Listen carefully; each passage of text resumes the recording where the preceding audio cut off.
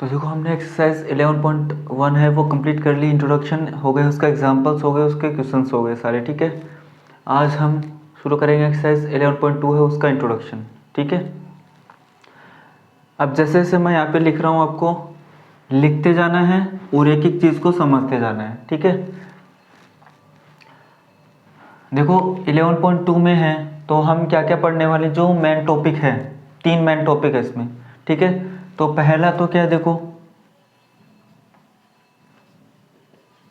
Equation of line, पहला main topic तो ये अपना। ठीक है ना। सेकंड मेन टॉपिक क्या अपना, एंगल बिटवीन टू लाइंस।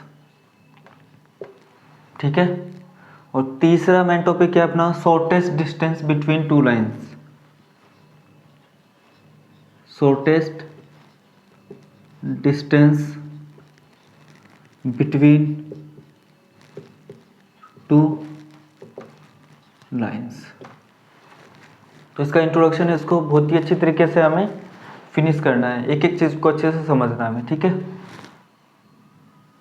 ये 3 मेन टॉपिक रहेंगे और इन तीनों मेन टॉपिक्स में से छोटे छोटे टॉपिक्स और निकलेंगे तो वो हम सीखते जाएंगे उनको। ठीक है, तो अपना जो पहला जो मेन टॉपिक है वो क्या होने वाला है, देखो इक्वेशन ऑफ स्ट्रेट लाइन। ठीक है ना, इन 3D।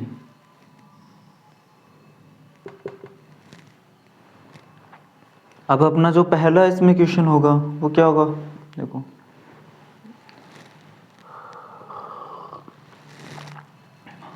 Equation of straight line in 3D। तो पहला मेरा जो क्वेश्चन होगा आपसे वो ये होगा कि व्हाट इज एन इक्वेशन, कि इक्वेशन क्या होगी। ठीक है ना, तो हमें इक्वेशन की डेफिनेशन तो पता ही है कि समथिंग इन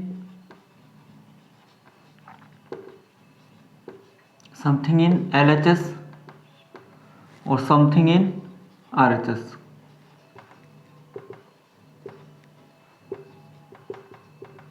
ठीक है, ये हमें डेफिनेशन पता है। मतलब ये है कि इक्वेशन किसे बोलेंगे, अगर हम दो एक्सप्रेशन को क्या कर सकते हैं, दो एक्सप्रेशन को क्या कर सकते हैं, इक्वेट कर सकते हैं, तो वो चीज़ क्या होगी, इक्वेशन होगी नहीं होगी बताओ।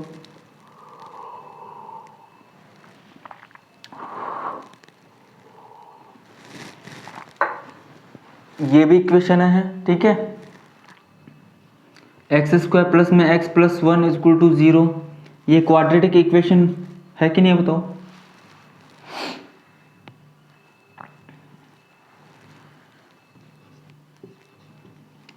X cube plus x plus 1 ये क्या है, क्यूबिक इक्वेशन है। ठीक है,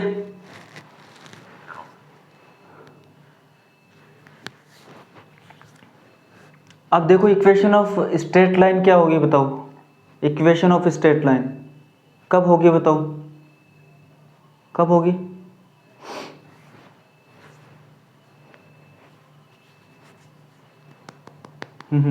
अगर मैं ये बोल दूं कि इफ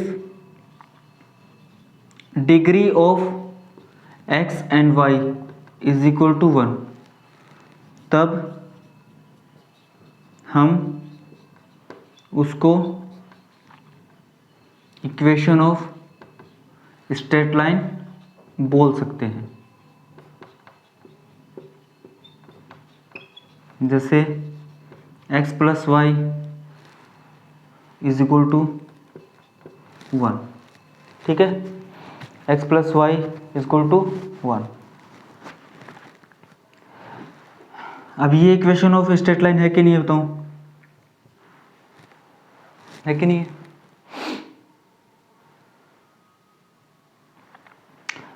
अब अपना जो सेकंड क्वेश्चन होगा इसका वो क्या होगा कि ये जो इक्वेशन लिखी है मैंने स्ट्रेट लाइन की, इसका जो जियोमेट्रिक मीनिंग है वो क्या होगा, तो अपना जो सेकंड क्वेश्चन होगा वो क्या होगा, what is the geometric meaning of this, इसका जियोमेट्रिक मीनिंग क्या होगा।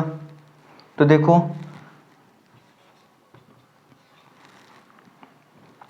अगर x की वैल्यू 0 है तो y की वैल्यू कितनी होगी, 1 होगी। अगर x की वैल्यू 1 है तो y की वैल्यू कितनी होगी, 0 होगी। अगर x की वैल्यू 2 है तो y की वैल्यू कितनी होगी, -1। अगर x की वैल्यू 3 है तो y की वैल्यू कितनी होगी, -2 होगी। ठीक है, अब इसको अगर ग्राफ पे हम प्लॉट करें तो ये x ये y, ठीक है, 0 तो ये 0,1, फिर 1,0 तो ये 1,0, फिर 2,-1 तो इसे यहाँ पे हो जाएगा ये 2,-1, फिर 3,-2 तो यहाँ पे हो जाएगा ये 3,-2। अब इन सभी पॉइंट्स को मिला देंगे तो हमें क्या मिलेगा, एक स्ट्रेट लाइन मिलेगी। ठीक है, और जो पॉइंट्स हैं उनको आप थोड़ा बड़ा बना देना, ठीक है ना। अब देखो ये जो चीज़ मिल रही है हमें, ये जो चीज़ मिल रही है ना, ये जो लाइन है उसको मैं क्या बोलूँगा, लोकस ऑफ दिस पॉइंट। मतलब क्या है, देखो x, y है क्या, x, y है, x, y है ना। लोकस मतलब क्या होता है, बिंदुओं से बना हुआ पथ, बिंदु पथ होता है, लोकस होता है वो, ठीक है ना। अब देखो x और y की डिफरेंट डिफरेंट वैल्यूज आप रखते जाओ तो आपको बहुत सारे पॉइंट्स मिलेंगे, ये वाला, ठीक है ना। ऐसे बहुत सारे पॉइंट मिलेंगे और अगर उन सभी पॉइंट्स को आप मिला दोगे तो एक स्ट्रेट लाइन मिलेगी हमें, वही क्या होगा, लोकस होगा, ठीक है ना। बिंदुओं से बना पथ बिंदु पथ होगा। इतनी बात समझ में आ रही है क्या आपको। तो हमें इक्वेशन के बारे में पता चला है, ठीक है ना। फिर हमें ये पता चला है कि हम इक्वेशन ऑफ स्ट्रेट लाइन किसको बोलते हैं, ठीक है। उसके बाद में हमें इसका जियोमेट्रिकल जो मीनिंग है वो हमें पता चल गया कि क्या होगा इसका जियोमेट्रिकल मीनिंग। अब देखो 3D में चलने से पहले 2D की बात करते हैं, ठीक है। तो उसको यहाँ तक रफ कर दूंगा मैं,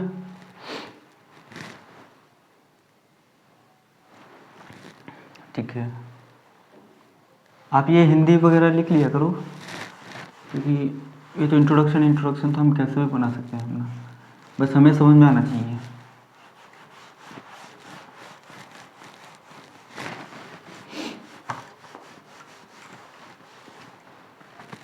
अब देखो ये x है और ये y है और ये पॉइंट है 2,3, ठीक है। अब 2D में एक पॉइंट है 2,3। अब ये बताओ 2,3 से मुझे एक लाइन को पास करवाना है, स्ट्रेट लाइन को, ठीक है। तो बताओ मैं इस तरीके से पास करवा सकता हूँ क्या,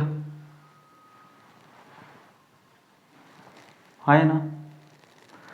अब कोई बोले कि ऐसे ही क्यों, हम ऐसे भी तो पास करवा सकते हैं, तो ये भी सही है कि नहीं है बताओ।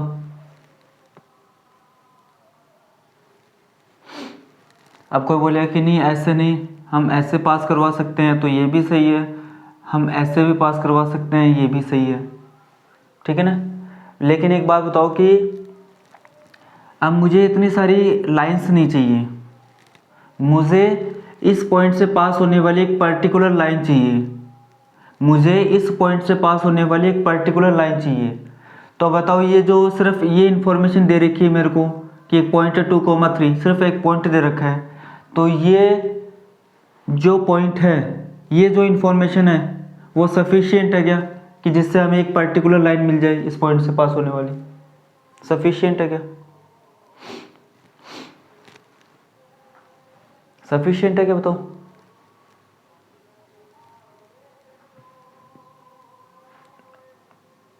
समझ में आ रहा है क्या आपको मैं क्या बोल रहा हूँ आपको।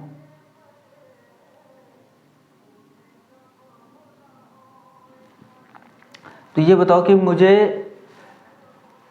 एक 2,3 एक पॉइंट है, उससे पास होने वाली एक पर्टिकुलर लाइन चाहिए, सिर्फ एक ही लाइन। ठीक है, तो बताओ क्या ये इंफॉर्मेशन सफिशिएंट है क्या कि मैं एक पॉइंट से एक पर्टिकुलर लाइन बना सकता हूँ? सफिशिएंट है क्या बताओ? नहीं है ना। तो मिनिमम रिक्वायरमेंट क्या होगी देखो, अब ये देखना, आवाज़ तो आ रही है क्या मेरी आपको?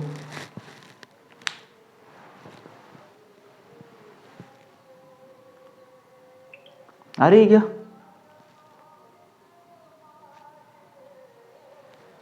आ रही है क्या? आवाज़ नहीं आ रही क्या?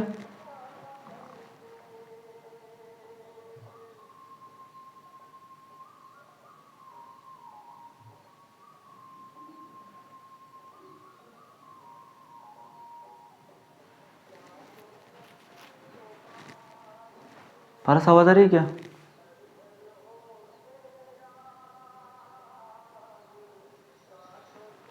तो ऐसे मेरा ये क्वेश्चन है कि मुझे इस पॉइंट से पास होने वाली एक पर्टिकुलर लाइन चाहिए, तो क्या ये जो इन्फॉर्मेशन है वो सफिशिएंट है क्या सिर्फ एक पॉइंट से?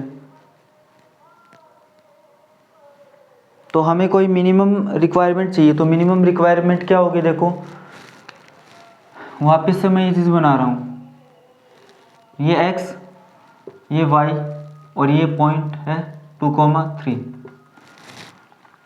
अब मैं क्या बोल रहा हूँ कि इस पॉइंट से पास होने वाली लाइन, ठीक है ना, वो x एक्सिस के साथ क्या बना रही है? 45 डिग्री एंगल बना रही है। ठीक है ना। और इस चीज़ को हम 2D में क्या बोलते हैं? एंगल को 2D में क्या बोलते हैं इस चीज़ को?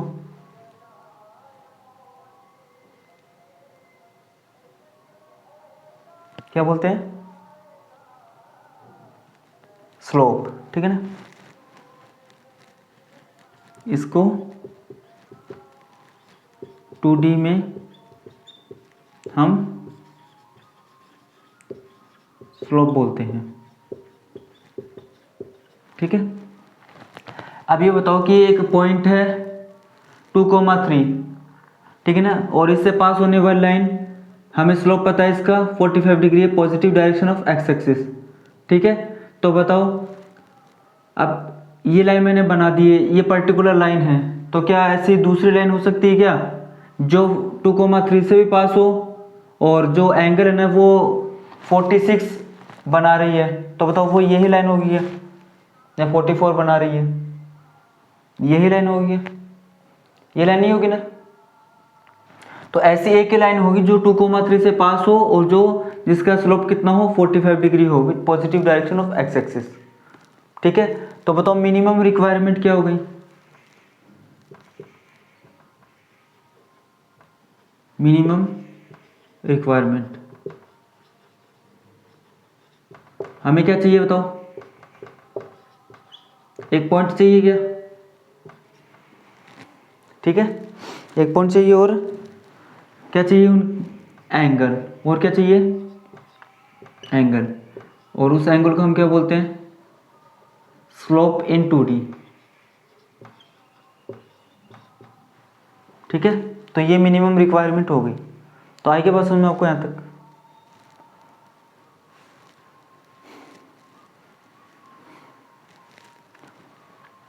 अब देखो equation of straight line in 3D। अब 3D में चलते हैं हम। ठीक है, अब देखो 3D में जैसे मैं बना रहा हूँ, ये x, ये y, ये x, ये y और ये z, और यहाँ पे कोई पॉइंट है 2,3,4। तो बताओ इस पॉइंट से आप कितनी लाइन बना सकते हो? इनफाइनाइट बना सकते हो नहीं बना सकते हो बताओ? लेकिन हमें चाहिए क्या? एक पर्टिकुलर लाइन। ठीक है, जो एक पर्टिकुलर लाइन हो जो इस पॉइंट से पास हो जाए। ठीक है ना, तो ये इंफॉर्मेशन सफिशिएंट है क्या बताओ? सिर्फ एक पॉइंट दे रखा है हमें।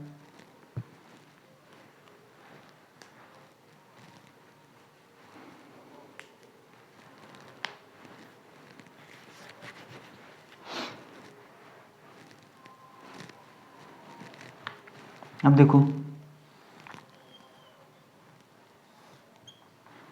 ये x, ये x, ये y, ये z। अब ये पॉइंट है 2, 3, 4। अभी देखना कि हमने 2D में क्या किया था कि एक एंगल लिया था। तो 2D में तो हमें पता है कि अगर हमें x एक्सिस का एंगल पता है तो y एक्सिस के साथ एंगल हमें ऑटोमेटिक पता चल जाता, नहीं पता चलता? बताओ, हाँ है ना? लेकिन क्या क्या स्पेस में ऐसा पॉसिबल है क्या कि अगर मेरे को x वाला पता है तो मुझे y और z पता चल जाएगा? ऐसा हो सकता है क्या? स्पेस में तो हमें तीनों एंगल पता होना चाहिए, x एक्सिस वाला, y एक्सिस वाला, z एक्सिस वाला, हाँ है ना?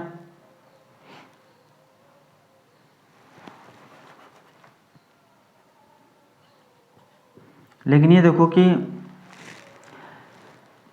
अब अगर मैं, तो फिर इसको, इसकी जो मिनिमम रिक्वायरमेंट हो क्या होगी? वो एंगल वाली तो होगी नहीं। अब देखो मैं एक वेक्टर को बना रहा हूँ, यहाँ पे एक वेक्टर को बना रहा हूँ, ठीक है? ये कोई वेक्टर है। अब इस वेक्टर के पैरेलल मुझे एक लाइन बनानी है जो इस पॉइंट से पास होती है, और वो लाइन जैसे इस वेक्टर के पैरेलल ये है। अब मुझे बताओ कि इस वेक्टर के पैरेलल कोई आप दूसरी लाइन बना सकते हो क्या जो इस पॉइंट से पास हो? पॉसिबल है क्या ऐसा? इस वेक्टर से इस वेक्टर के पैरेलल लाइन जो इस पॉइंट से पास हो रही है वो यूनिक है कि नहीं बताओ? एक ही है कि नहीं बताओ? ये वाली।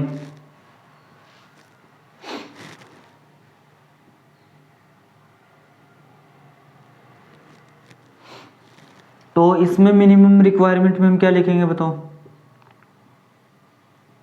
मिनिमम रिक्वायरमेंट क्या लिखेंगे बताओ? अगर हमें एक वेक्टर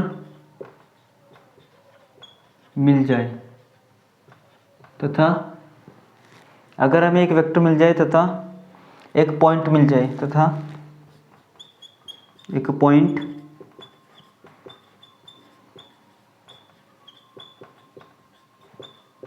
मिल जाए तो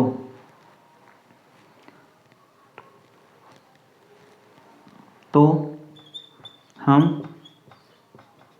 किसी भी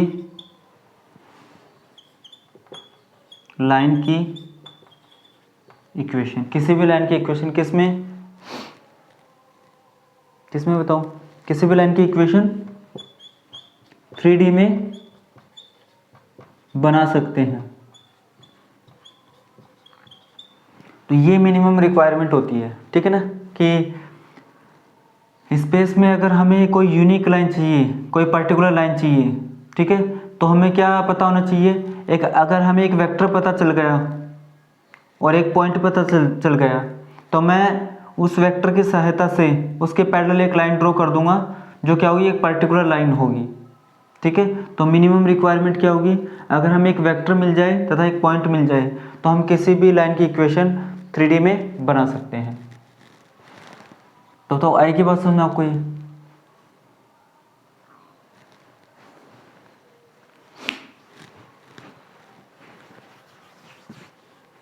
तो देखो इसका डायरेक्ट कोई लिंक नहीं है कि इससे कोई क्वेश्चन वगैरह पूछेंगे क्या, लेकिन ये बैकग्राउंड है, पता चलना चाहिए कि हम आगे क्या पढ़ने वाले हैं, ठीक है ना?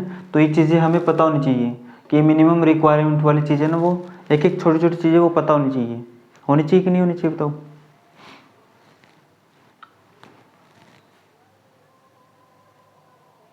और वही बात है ना कि इंट्रोडक्शन में जितना टाइम लगाएंगे उतना ही कम टाइम लगेगा हमें एग्जाम्पल्स और क्वेश्चंस में, ठीक है? तो ये चीज़ बताओ, ये जो इंट्रोडक्शन था इसका सिंपल एकदम, वो आपको समझ में आएगा कि हमने आज क्या क्या पढ़ा भी, ठीक है?